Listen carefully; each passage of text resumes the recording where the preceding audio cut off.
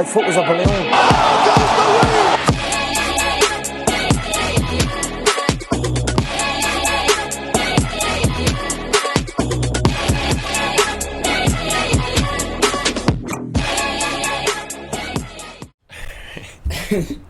Welcome to another episode of Faber Fight Club, episode 13? 14? This might be 14. This might be 14, I don't know. But Guessing 14. you know what, let's guess 14. Let's call it even 14. But after another fight night, we are now entering UFC 298 Volk Fight Week. Finally, a pay-per-view that is legit. That's awesome. I can't wait to talk about that. That's going to be fantastic today. But let's recap UFC Fight Night Hermansson versus Pyfer. 14 fights, 6 finishes, 5 KO, TKOs, 1 sub. I'd say standout performances from Gregory Rodriguez, Dan Ige, I'd say Rodolfo Vieira as well, and Carlos Prates KO Trevor Giles on the prelims. He was a fun fighter, really good striker, someone to watch out for the future. But Mike, what'd you think of the main event? I mean, it was the most exciting, somewhat. Because, honestly, your glasses are throwing me off. I'm, trying to find your eyes. The eyes are they're right at you. Yeah, I mean, besides the KOs, obviously, the main event was pretty entertaining. Dude, Joe looked good at the beginning. It felt like it was only a matter of time. And then Hermansson survived. And then the second round came, and it's like, oh, this might be a fight. And then third round came, and it was like, oh, shit. Yeah. Like, Jack's going to win this shit. And, I mean, he's athletic, man. He just put out and he didn't stop. Yeah. He just didn't stop. And Pyfer, obviously, there was a lot of doubts going into it, whether he was going to be able to maintain what he did in the first round of his other fights. And, man, he didn't really beat the allegations, but we'll see. Unfortunately. He was still good. He just, not nearly as good as he was in the first round. No. I think it is a lot to do with experience, and Jack Hermansson's been in the UFC for he's been in the UFC I think almost 8 or 9 years. He's been there for a long time, and Joe Pyfer's that was his 4th fight in the UFC. Yeah. So the experience definitely played a major factor in that fight, and you could see it. Even the commentators were saying how after the end of the second round, they were talking about how Hermansson's figuring out the strikes, he's making his reads, and that's the thing a lot of the guys do. Downloading data. He was downloading data, man, but he was made adjustments, and that's really what it's all about. For a lot of the guys in the top 15 and in the rankings, and that's what Jack was able to do. And Joe, really, I mean, he was just getting it put on him at the end. I'd say for Joe, he's 27 and he's still clearly extremely talented. Take some time and he'll get better. Give him a few more years, because again, this is what happens though. The UFC, they like to push a lot of these young fighters and put them against ranked guys who have been around for a while, and it's the test. It's can you get past Jack Hermansson? And Joe couldn't, but for me, he's still an exciting fighter. He's still got a long career left to go in the UFC. That's what we talked about last time too. He's a guy who's gonna be around for a while. Oh yeah, he's got the talent, and he's young. We'll be seeing body bags for a good amount of time, and probably higher up in the rankings. Yeah, at some point. But that for me, I'd say a pretty entertaining fight card. Dan Ige knockout was crazy. Yeah, that was crazy. That was tragic.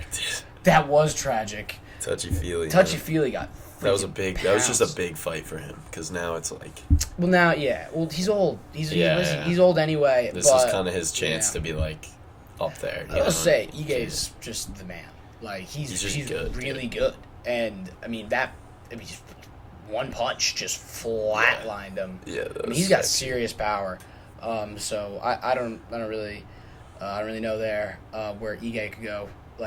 What other fights he's gonna fight in the rankings, but I'm not sure.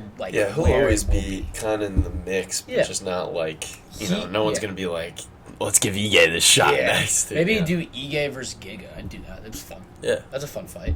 And for Gregory Rodriguez, for RoboCop, the man opposite of fucking touchy-feely, dude. He stepped up. Yeah, he stepped up big time, and he showed out. Yeah, he's also a middleweight that's pretty damn good now. You kind of say not say he could take the Joe Pyfer spot, the headlining spot there, but it's Pyfer didn't win, so now for a guy who's trying to get into the rankings, Greg could be a guy who could get an opportunity to get into the Yeah, for sure. 100%. He's got some work to do Dude, before he fights some. Some better I'd guys. say it was a pretty close fight with Brad going say going into the third, and then Greg just his power is ridiculous. But I still think he's got a pretty complete game. Yeah, from a technical standpoint, I think he's got a lot to do. Like, I don't think he's going to last against some of the guys up at the top. No. But we'll see. I mean, he's only like 30. He looks like he's 40, but he's only 30. Now for any UFC, he's 30. That's crazy. For any UFC news, we're still waiting on UFC 300. Dude, it's literally like this would have been done so long ago if it was anyone other than Bilal. Like, the fact that they're prolonging this long to try to find someone to replace him is crazy. Dude. Like, that's actually insane. I heard rumors. Well, first of all, Izzy DDP has that for me for this to make the card complete. That has to be the fight. Or in all reality, I would just take the BMF fight and put that as the title, as the main event. That's more than good enough main event for me. It would just be such a disappointment. It would after be a disappointment. all of this to be like, and your main event is the co-main event. Like, that's like, I don't think you could do that. That's true, but we're still waiting on UFC 300, even after the Super Bowl, even after all the bullshit. Were you gonna mention Hamzat?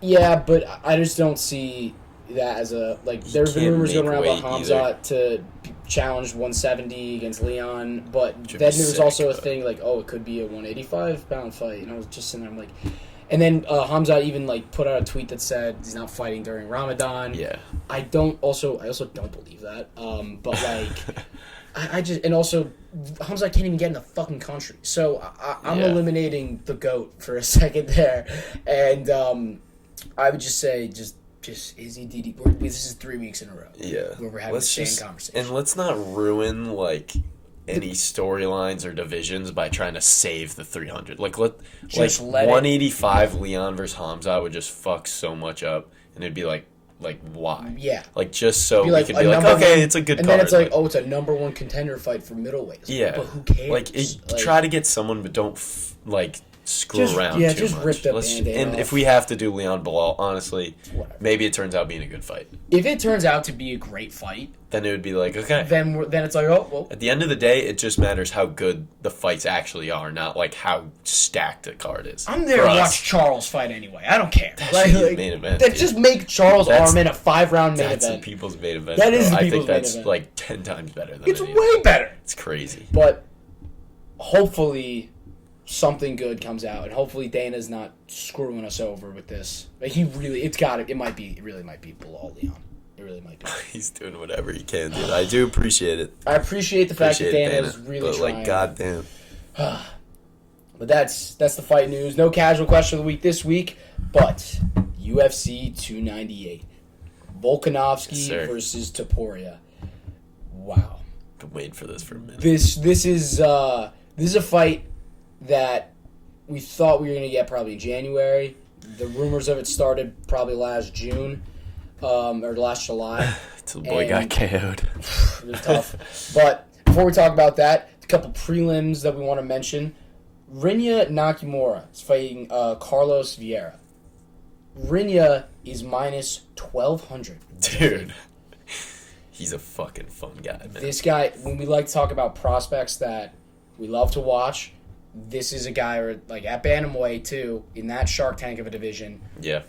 Someone who's, the hype around him is very interesting. And the fight that he has too, because Vieira wasn't in the UFC, this is his UFC debut, they had to find someone to fight this guy. Yeah. And putting him on pay-per-views, whether it's prelims, main event, main card, doesn't matter. It says how much UFC believes in this guy. And he is talented. I know. In the minus 1,200, tells you all you need to know about watching him. This guy's really good. You gotta watch this. Oh, yeah. This is gonna be sick. Well, if he puts him out, too, he's on the map. 100%. Especially after his last couple fights. Yeah, well, his last two fights, I remember it was a 30-second knockout, and then it's just a dominant victory. Yeah. This guy, and again, from what you've seen, it's a pretty complete game. He's got pretty good ground game. He's good on the feet.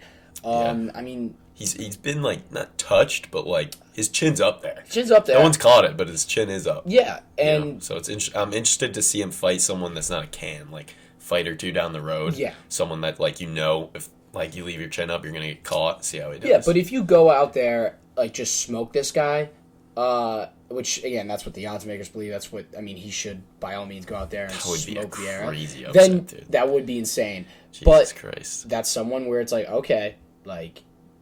Maybe someone like Chris Gutierrez, who's at the bottom of the rankings, where it's like, hey, you want to fight this guy? Yeah, dude. And that's interesting. And they could do like a fight That'd night. Be a great well, fight. I think he's from That'd China. I'm not sure if Nakamura's from China or not. Where I think he's Japanese. Maybe I'm not sure, but like you could do like a UFC like fight night in Japan, and you have this guy headline, or you can do a UFC fight night in again whatever country he's from. Yeah. Yeah, he's Japanese. He's Japanese. Yeah, you could do a UFC fight night in Japan with this guy. Potentially, which is what they want. So they're trying to get that market. They want that market, dude. This guy, him and I know Song's Chinese, but let's do like an Asian Singapore. event. Do it in Singapore. Yeah, do it in Singapore. I think they'd like that. That'd be fun. But moving on, another fight in the prelims. Big boys swinging. Marcus Rogero de Lima, number 15 ranked heavyweight, versus Justin Tafa. Tafa time, baby. Dude, I love Tafa. He's the net. First it was Derek Lewis. Then it was Ty. Yeah. Now it's it might be Justin. It's Tafa. We'll see baby. though. He's knocked out some guys, but like he's knocked let's out be real. two It's bombs. not Derek Lewis, but Derek Lewis did knock out this guy. Derek Lewis did knock out this guy. He knocks out this guy. It's like all right, like I'm down to fast track him as the new Derek Lewis. But immediately, Tafa, Derek Lewis. That's immediately the next or fight. Ty, dude, or Ty. Let's see if Ty wins. Ty's got a fight booked. Yeah, in Ty's March. still We'll see if Ty wins, dude. All right. But this fight is just two big guys. Yeah. Like big guys. They're gonna come in there. They're gonna swing. Dude, this card has everything. This is great. It's a good card when the prelims have like the big boys where it's like, all right, let's see a knockout, and then guys like Nakamura where you're just like, holy shit, he's good. Dude, you get the. I'm excited just to see like just some heavyweight swingers. Because Tafa, I think every fight he's had, it's either he's been knocked out or he knocked someone. He only wins by knockout. Like he's a monster. Yeah. And he one-punched Parker Porter to the moon. That was sick. That was great. But like he's a fun fighter, and that's what this is all about. It's watching fun fights, and this is a fun fight. And that's what the whole card is too. Like 297 was like it was a good card, but like it didn't have the feeling of like a huge pay-per-view. No. And then we had the fight nights, and it's like, oh, it was all right. Like, oh, this is a good fight. Now it's like finally time for like we have the whole night of like this shit's gonna be sick. This fight's sick. This fight's sick. This fight means so much. Like now it matters. I'm so juiced for this weekend. Absolutely juiced. I can't wait for that. But moving on to our final fight on the prelims, number 7 ranked Mackenzie Dern taking a short notice fight against number 3 ranked Amanda Lemos. The always beautiful Mackenzie Dern. Yeah. Can't wait to see that. Yeah, no, she originally this was going to be Tatiana Suarez versus Amanda Lemos, and that would have been really interesting because Suarez, everyone basically saying she's the not champ right now. Like she's going to be the champion. But for Mackenzie, this is an incredible opportunity for her because she got completely embarrassed back in UFC 295. Now basically she can get a chance to jump the line if she gets this win. And I'd say it's a pretty close fight in my opinion. Honestly, like she matches up good with Lemos. She does. Like I like it for her. I would say if I was her coach, I'd be like, all right, this is what we needed right now. I would say though, Lemos's striking is fucking sick. She's crisper and a little more technical. And that could get Mackenzie in her chin. Dern's got to be bigger though. She's got to be like a little taller. Well, I think Lemos is taller but thinner. No way, is she? Yeah, they're both 5'4". Lemos is a tall girl, dude, and Lemos has longer reach. Lemos's reach is crazy, but not the leg reach. No. Damn, leg reach is crazy. No, but I would say this is Lemos's jiu-jitsu and her ground game got basically exposed against Jesus Christ, am I really flipping on what Lemos? Zhang Weili? Yeah. Against Zhang, like Zhang absolutely mauled her. She's Brazilian, but what? So you'd think like, she's probably sick at jiu-jitsu because usually they all are. And I'd say Mackenzie Dern, if she can get this on the ground, she'd have a good chance of winning and subbing her because Lemos she's been subbed by Andrade, and she got almost subbed by Zhang Wei Li. So for this one, I'd say it's more 50-50, but I know Lemos is going to be the favorite. I'd say she minus 2. She's minus like 100, I think. Minus 100? Minus 135. Close fight, but a good fight. This is one where it's like two girls who are actually... And Lemos is extremely entertaining. I absolutely love this watching isn't Lemos like fight. girls fight. It's like, shit, here we go. This is a pretty highly ranked fight to where, I'm excited to watch this one. Yeah, 100%. that's going to be... I don't know if I'm going to touch this betting-wise. I might take Lemos KO if I Dern sub, too. But That's true. Like... All right, but now to the main card. Now, I love this first fight on the main card because it's my boy, Roman Kopylov versus Anthony Hernandez. Hernandez believes the number 14th ranked middleweight in the world. Kopilov's stepping in on relatively short notice. It was going to be Ikram Aliskerov, but Kopylov, man, I fucking love watching this guy fight. Dude. He is one of the most exciting fighters. Watching him out there, he's definition of fucking crisp. All his shots. I wrote that same exact thing down. Precision. Quick, everything is precision. Right to the spot. No wasted movements at all, dude. It's so beautiful. His fights, because I watched a bunch of them back during the dead season in January, where he had no fights. I was watching every single one. He's just dismantling all of his opponents. They are hurt. He is putting a hurt on people. It's not like he's a one-punch knockout kind of guy. It is a dismantling of his opponents. It's time you get to the second round, you're done.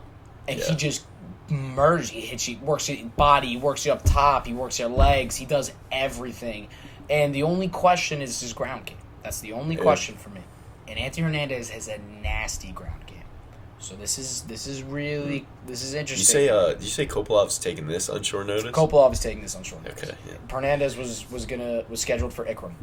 Yeah. I will say it says a lot about the fact that Anthony Hernandez is so good on the ground, and the Kopylov team, they're like, all right, do we want this guy on short notice? Yes. Yes. That tells me a lot about what they think it of him. does. Well, bad matchup really, and then. I wouldn't say it's a bad matchup because Kopylov still his skills. It's not the first person who's ever tried to take him down, and all three of his fights, they're always trying to clinch him, and he's getting up, and he's not even getting taken down. He's just fighting it up. It doesn't seem like Anthony Hernandez really handsy, No, I would say that if Kopylov wins, this guy's just fucking superstar.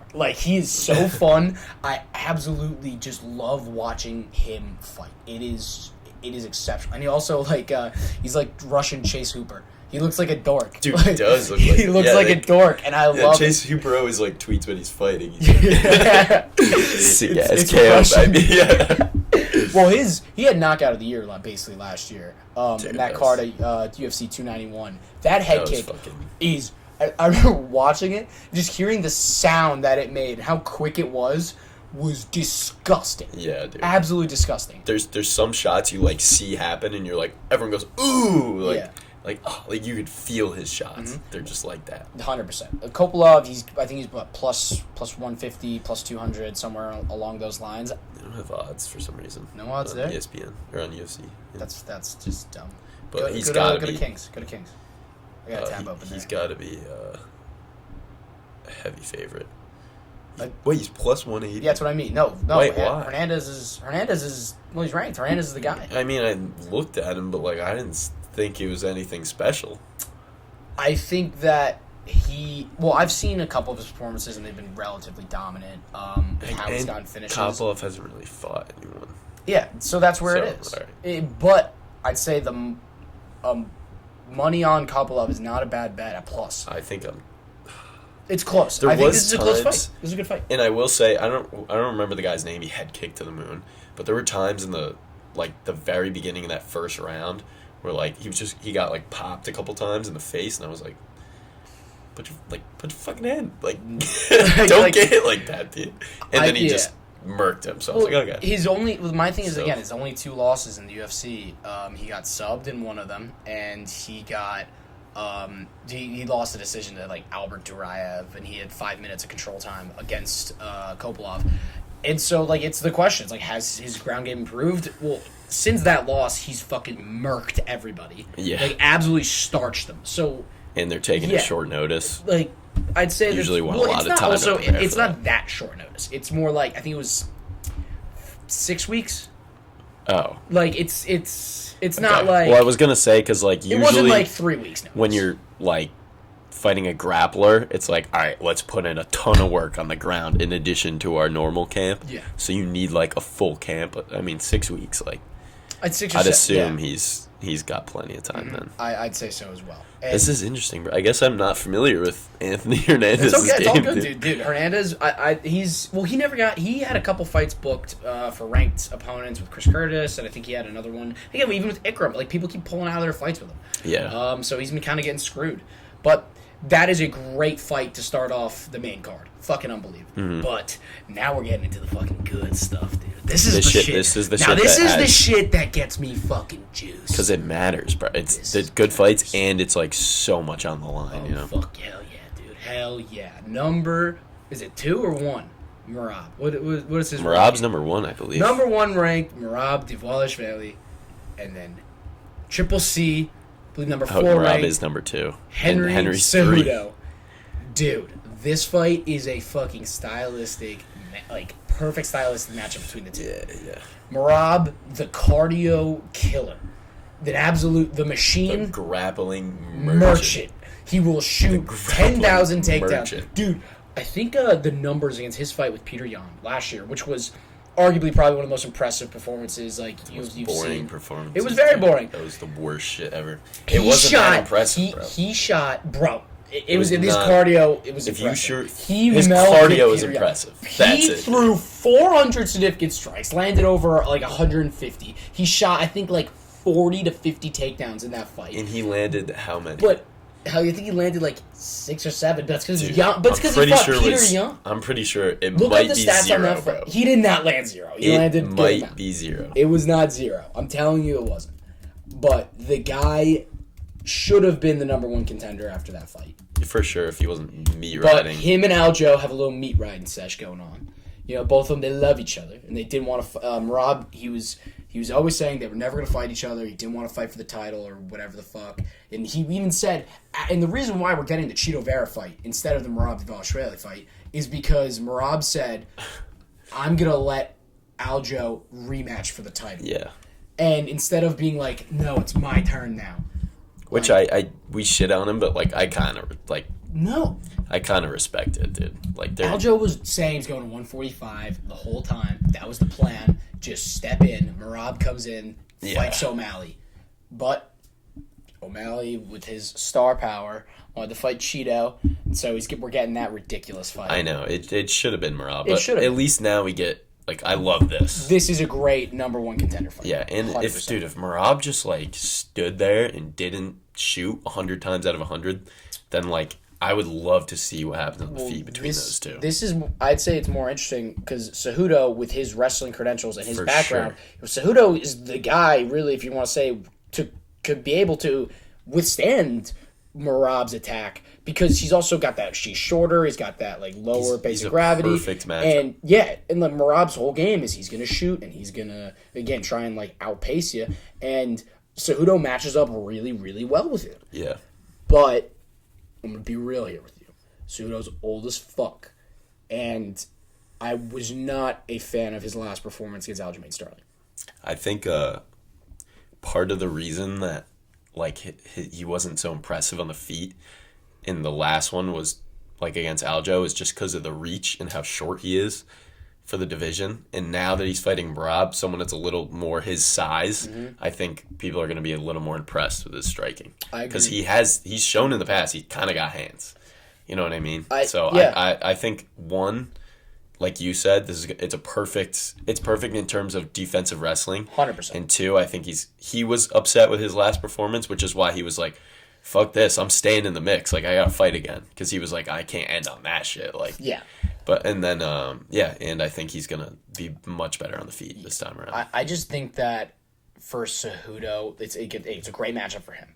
I would Yeah. say this is this is the matchup for him, both because of I'd them, say it's like- anybody else I would take Corey over Cejudo. I'd take shit. I mean, I might even take Cheeto over Cejudo because of his striking. But I would say he just looked so. Not say he looked old, but like Aljamain on the feet, to be outstruck by Aljamain there is really, really bad, because Aljo, the whole thing is that he's a flat-footed fighter. He's very unorthodox on the feet, effective, but Sean O'Malley, like, the second he had an opening and a read, fucking found it right away. It's because he's that good of a striker. Good, That's what I mean. He's Cejudo's run, I think now the bantamweight division is just better. I think the guys are more elite, and I think that for him, I think this is his last fight. I think Merab's gonna win, and I think if he loses it, I think that's it, and he's gonna retire. But I would say Merab is, he's young, dude, and he's also fresh. Like, he's a year off. Like after his dominant performance. I mean, Merab fights once a year, and he wins once a year, and he's just done nothing but win decisively. But now that Aljo's gone, I don't think he's going to be like fighting once a year. No. Because now there's nothing stopping him except his own injuries and his own, which, like, there's enough of that as it is, dude. There's enough of that as it is. Mm-hmm. The fact that he had, like, his best friend as the champion, it was like, bro, you gotta either abandon that or like you gotta do something. I don't know. You can't. That just doesn't work as a UFC fight. No. It's already hard enough to get your way to the top, like with like injuries and like who's ahead of you and shit like that.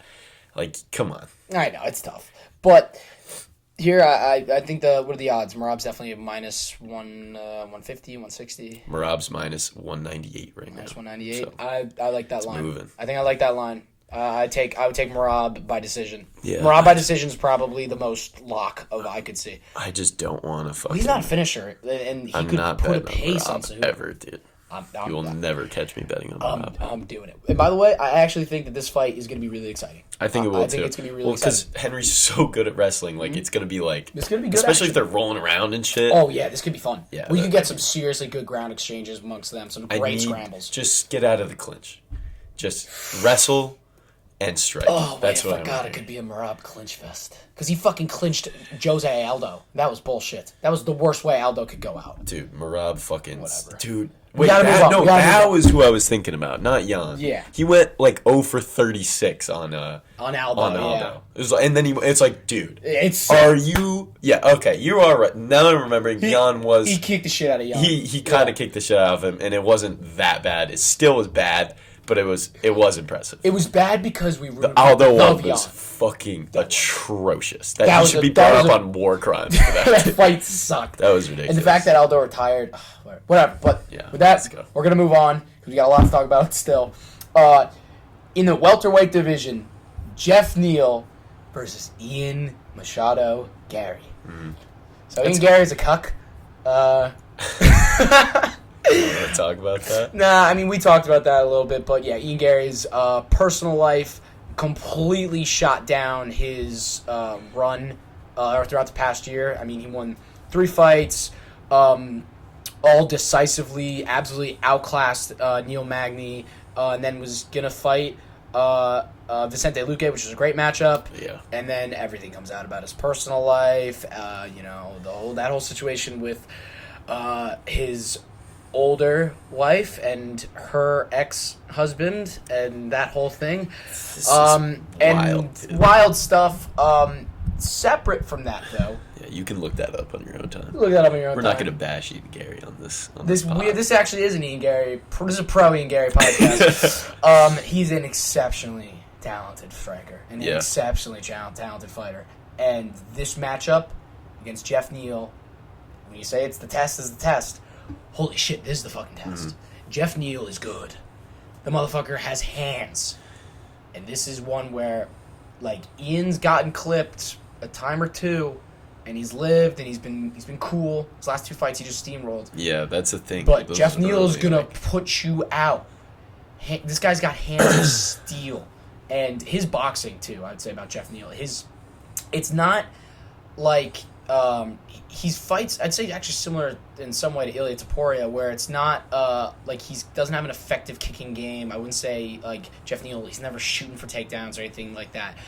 But it's just straight up boxing, baby, and he puts it on you. And his fight against Shavkat, for how good Shavkat is, yeah, that proved a little bit about. That proved he's better than Neil Magny. Oh yeah, that proved for me. I was like, Jeff Neal hurt that guy. He hurt Shavkat, made him look like a regular ass dude for a little bit in there, and he's not afraid to trade.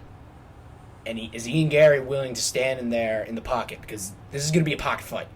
There's going to be some serious action here. Yeah, dude, and Neil Magny was kind of his first test. It was like, all right, let's see what you're gonna do against Neil Magny, and he fucking obliterated. That was one of the most dominant performances I've ever seen. It was Neil Magny was running. Oh, it looked like UFC when you're fighting someone that doesn't know how to play, and you just are punching on punch, kick, punch, you're just landing everything. It was he had it's like he saw Neil Magny's playbook before the fucking fight. Yeah.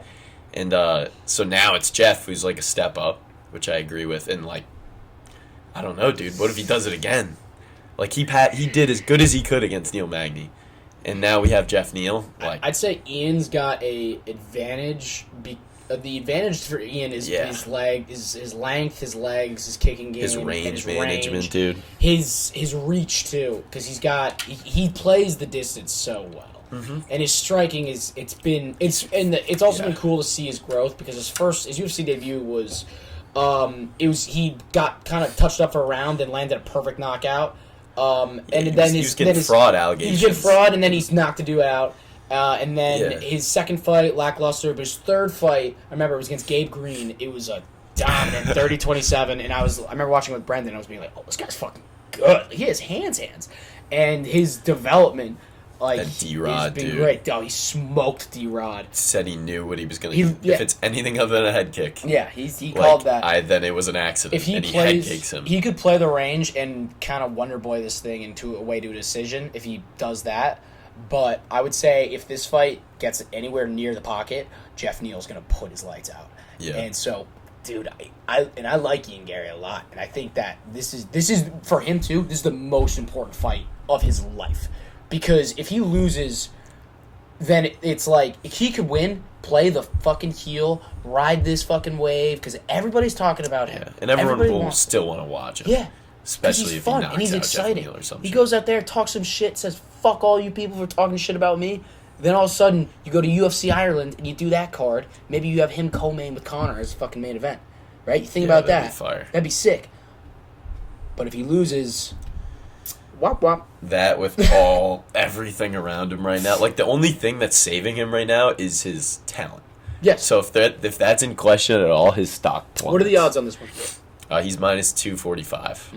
That's interesting. So it sucks because I don't there's nothing there for me betting wise. I actually, and I as a pro Ian Gary guy, I am taking Jeff Neal.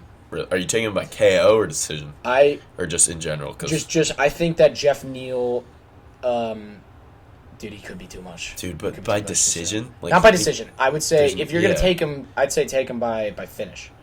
Okay. I'd say Jeff Neal by finish. I think you either take Neal by finish or Gary by anything. Dude, it hurts me to say it, because I like Ian Gary, and he's I love watching prospects be dogs and be guys eventually, and it sucks. It sucks, but I am betting on Jeff Neal, unfortunately. Really? I think I'm taking Jeff. That's crazy.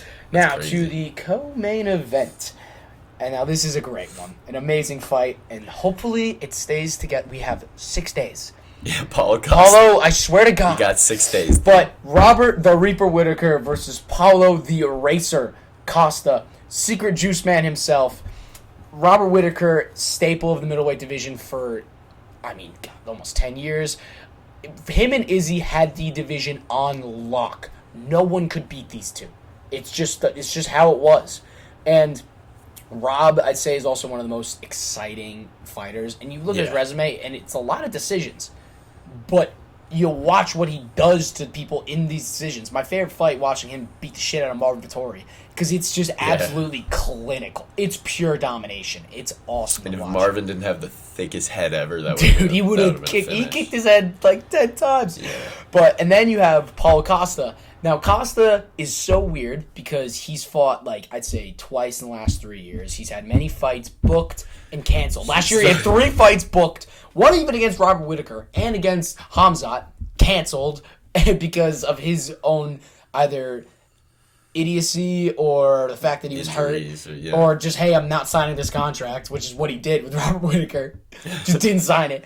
But in all reality, he is a super exciting fighter to watch. He's fun. He's super fun. Dude, he's powerful, so it's like you have like the, oh, what if he knocks him out type like vibe, but it's also, bro, he's such a wild card. Like, he is. When he fought Luke Rockhold, that was a crazy Luke fight. came in and it looked like he hadn't trained in months, and then was still able to, he's like, Paulo, land right hand, land by, like, it was like, Paulo, that was a weird You're fight. supposed to be good as fuck. Like, why are you getting, he's getting, like, Old-ass cooked every time he would throw. Old-ass Luke Rockhold was effective against Paulo Costa. And then, so it's like, all right, like, there's no MMA math with Paulo I think Costa. Paulo, MMA math. When you actually look at his resume, though, it's bad. It's not a good resume.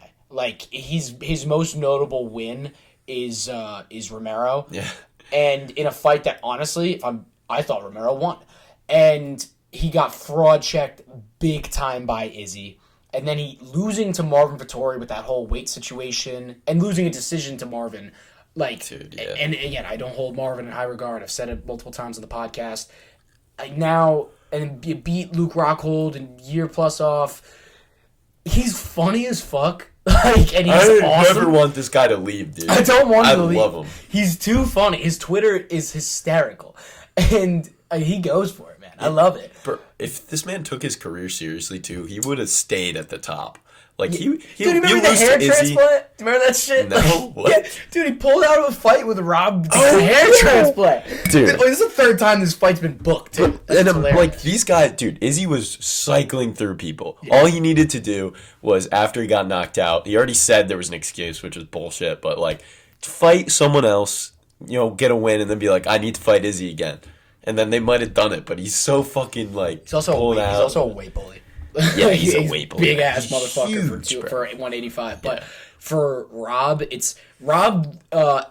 just got knocked out by Drakus in a shocker. No one saw that coming. Yeah. And Rob, taking the time off that he needed, his demeanor, at least from what I've seen from the interviews, from what he said, he's like, I'm going to hurt this guy. Like he's like, I'm coming in here and I'm planning to knock him out and hurt Costa. And like, there's just something about fighters after they get knocked out, how they come back. I'm betting on Rob. I fully believe his skills. Also, I think if Rob just he's just gotta, if he doesn't get hit early in the fight, he's gonna coast to this. He's more talented. He's way more talented. But if he gets clipped, early, I could see Costa getting this win. But literally for Rob, it's like, as long as he just stays a little clean in that first round. If he has a clean first round, he's going to win, no doubt in my mind. Because against Drakus, he looked great to start. He looked really good. Yeah. And then he got hit a little bit. He got hurt. He got dragged down. He got cut open. And then he just couldn't recover. Yeah. And he did that when he lost to Izzy the first time. He's got to stay clean in that first, and then he can coast to a victory. I think a decision by Robert Whittaker. Is this 5 rounds? 3, just 3. Just great. Right, I like that. 3 rounds. 5-round co-mains are nice, but with guys like this, only bro. Poirier for 5-round main. Yeah, 5-round co-main. I want a 5 rounds with that. Yeah. But for me, I'm taking Whittaker here. Yeah, this card. The thing about this card is I don't want to bet on anyone because on one hand, I don't want Merab to win. I don't want to bet on Merab, but I don't want to bet on Cejudo because the odds aren't even that good for how big a challenge he's facing. And I don't think Costa should win this either. And he's only plus 170, so it's not like he's plus 400 or plus 250, and you could be like, he's fun, dude. So I don't really want to bet on Rob either. I don't want to lay Merab and then Whittaker and be like, yeah. 100%. So it's weird, but I do think that like, Whitaker's in a spot now where, like, this is his first real, after the Drickus thing, it was like, ooh. Because he lost to Izzy, and everyone loses to Izzy. Yeah. So it's not like his stock really fell that much. And he stayed at the top, and for a while it was like, wow, Izzy's the greatest. Rob would be the champ, too, if Izzy wasn't around. But now, like, he just lost to Drickus, so he's either going to come in here and get a big win, and everyone's going to be back on the Rob train, or he loses his fight, bro, and then it's like, oh, he's fading. Like, this is kind of it. Like, he's not him anymore. By the way, that's the same thing for my boy Volk. Yeah. And now, it's time. All right. It's time. All right. Alexander Volkanovski, 145-pound champion of the world, is taking on the number 3 ranked, I believe, Ilia Topuria. 14-0 for Ilia in the UFC, multiple knockouts, multiple finishes, absolutely dominant entrance. Volk obviously is at least in my opinion, the featherweight goat. Beating Max Holloway 3 times and having his fights against Islam, almost beating him is a fucking feat of its own. The absolute man, just the coolest dude in the world. And after getting KO'd, taking this fight against Ilia, this is it for him. Yeah. This is why but he dared to be great. And that's why I wear his shirt. I respect the decision. This is the most dangerous fight he has ever had, in my opinion. Even with Islam, this is more dangerous. I 100% agree. And Yair was dangerous. Not like this. Yeah, I mean, it's close, but I will say, like, he's fought Holloway so many times, and Holloway's, like, a better overall fighter than Topuria, but Holloway doesn't have any power. Like, there's no... You make a mistake with Max, and then you keep moving and circle the cage. Yep. This is, like, if he fucks up, bro... This is could bad. Be this could be it.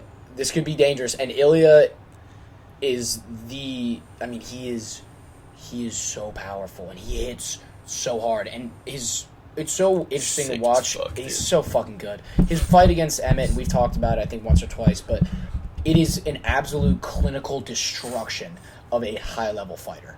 And it wasn't like as the rounds went on, like, no, he picked him apart from the whole. Yeah. And something that was really interesting to me to watch was his poise and his patience really early on in the fight, because Josh started it early. He tried to outpace him, outvolume him early in that fight, and Ilia just stayed calm. Tried to steal the rounds.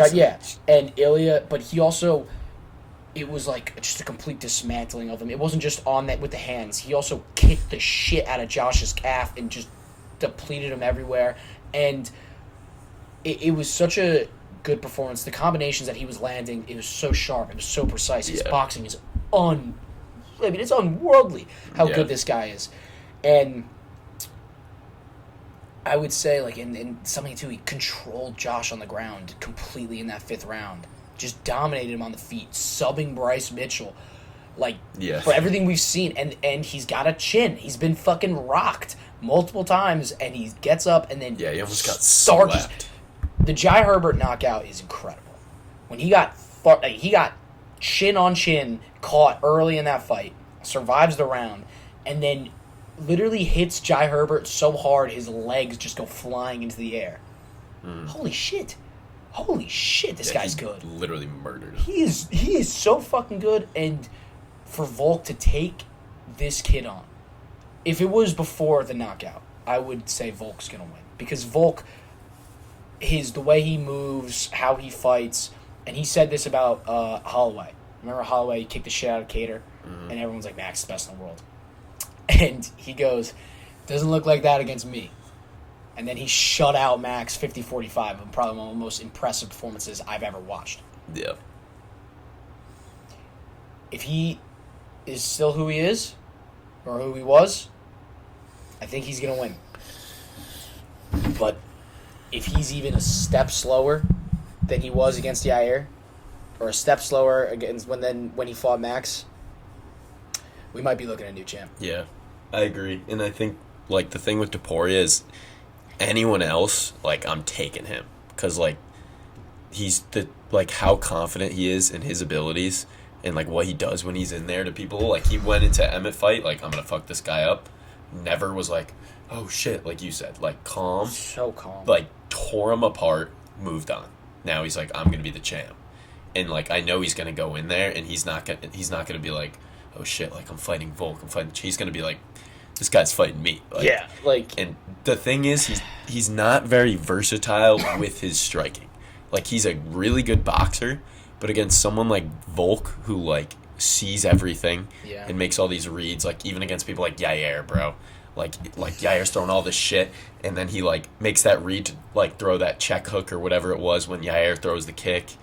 Dude, like he's super smart. So like, if it goes into later rounds, I could see him finding openings and like, you know, Volk, getting a decision. Volk, but dude, Topuria, like Volk hasn't fought someone like this, and like he can't make a mistake. And the one mistake he's made against like Yair and like Islam was the Islam head kick, bro. Yeah.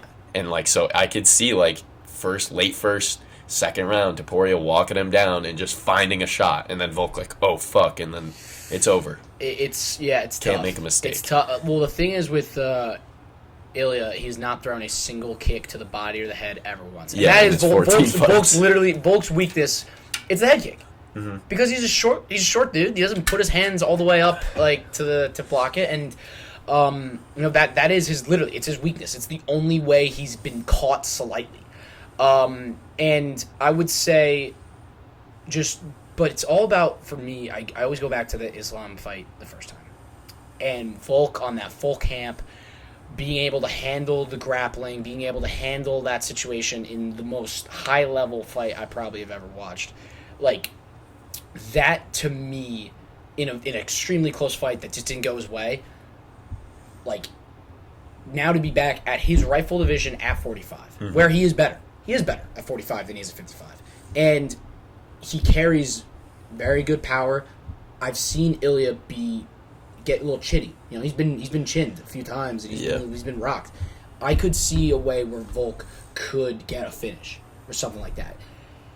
It's just hard. That would be sick. I'd cry. Weird. I'd cry, man, if he won. I need this win. I need this win. But if it's such a, for even just like talking about whether or not how we think who's going to win, it's just an amazing fight altogether between these two. This is a perfect matchup. Yeah. I do think too, part of like against Islam, like I didn't think like Islam was like on the feet. I didn't think it was like, oh, Volk's fucking him up.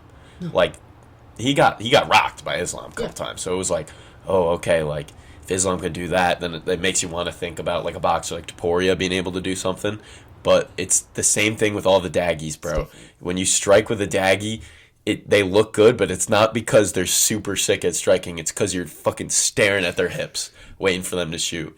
And Topuria, he's got a good like ground game in terms of his submissions. Like, he's dangerous, but he ain't shooting. But he's there's no wrestling. Volk's not going to be worried about a shot. Ilya only shoots when he's in trouble. Exactly. And so that's it. When they're striking, he's not going to be worried about anything other than his hands and checking calf kicks. Because Ilya doesn't throw to the head. Volk's also he doesn't shoot. Yeah. So it makes me want to say that, like, someone with as much experience and, like technical ability as Volk, only having to deal with hands and calf kicks, that should be pretty easy for him. So to me, it's just if he comes in and, like, he fucks up, he's going to get knocked out. But, like, I mean, I think he's probably super confident in himself, and I can see why. I would say, because, again, I've been following, like, Volk. He's been posting a lot about his training camp and a lot of things. He's all in, bro. Like, he's all in. And he even said, he's like, after the loss, I went right into training. He's like, once he got his head right, he went right into training. He's been training since... I mean, and also Ilya's been training for a while, but, like, Volk's been training since November. Like, he is in, and you can see it, his physical shape, like, he's fucking ready to go. Yeah. And, again, it's like a thing where it's like, you gotta remind everyone, every once in a while if you lose, and Izzy had to do it against Pereira, and Volk's gotta do it now. This is his Pereira moment. Like, he's gotta go out there, and he's gotta get this win more than life. Like, this is it. And... But if Ilya wins... That'd be super sick. All of a sudden, we have a superstar in Spain. Dude, I wish we had, like, another fight for Ilya, like, because I Josh wish he had Emmett, another one. Yeah. it was a good matchup. Like, he's a better boxer, like, so, but I would have loved to see him against, like, like, Yair or Max. Like, Yair or Ortega or somebody. yeah, because, like, Yair, we see what he does with someone that's super versatile, and, like, if he's just a good mixed martial artist or if he's a good boxer. Yeah. So that's why, like, dude... Like the unknown. I just don't know. This whole card is like, what the fuck? Like, you could tell me every underdog wins in this fight, and I'd be like, oof, like. But I'm just excited I'm excited to watch these fights because they are unpredictable.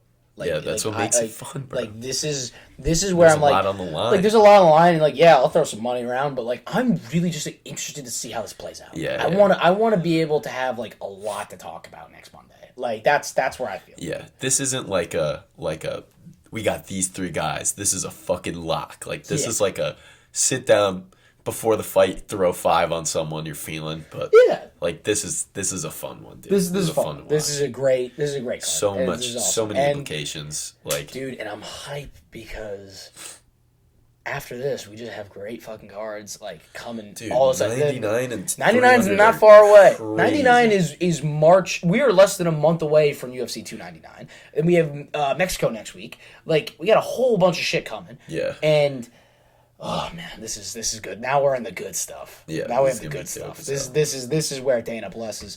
But recapping for my picks, I'd say Merab, Neal, Whitaker. Pretty solid parlay there. Rob, Neal, Whitaker. Yeah, I'd say take those 3. Yeah. And again, I would favor Kopolov and Lemos as well in those matchups. And taking Volk. Yeah. If I can get my DraftKings gift card to fucking work, I will be putting it all on Volk. It's free money. If he wins, I'm a rich man. How much is that going to be? It's a pretty penny. Should be around. If I get both of them to work, it's 100 beans. Ooh. So I'm all in. I'm all in on my guy. I love him. Volk's the man. He's the ultimate underdog hero. Like, fucking absolutely love him. His whole journey last year was wild. It was intense, and I would absolutely love for him to just come out here and just remind everyone how great he is. That'd be sick. Awesome. It'd be fun to watch. Watch greatness. It would be pretty damn cool. But that's this week's episode. Next week. Let me pick. Let me tell him some picks. I forgot. I do actually have like no picks. There you go. I think the best odds, like the best bet I'm seeing is Kopolov. So like, I'll probably throw in Kopolov. And if you lay that with anything, it's not going to boost too much. Like Ian Gary, like who I was thinking, doesn't boost that much. Yeah. So I'm thinking Kopolov. And then, I'm throwing 5 on Henry for fun too. I'm throwing we'll see what I'm thinking when Volk comes around, but I'll throw 5 on Henry, so I'm sitting there and I'm like, let's fuck her up. Like, see what kind of mental state I'm in when Volk's out there, and I'm just like, well, dude, the O'Malley bet was the most legendary thing I ever did. I was fucked up. I just go, fuck it. 50 out of KO. We all were like, all right, this whole pool house has to put money on O'Malley KO.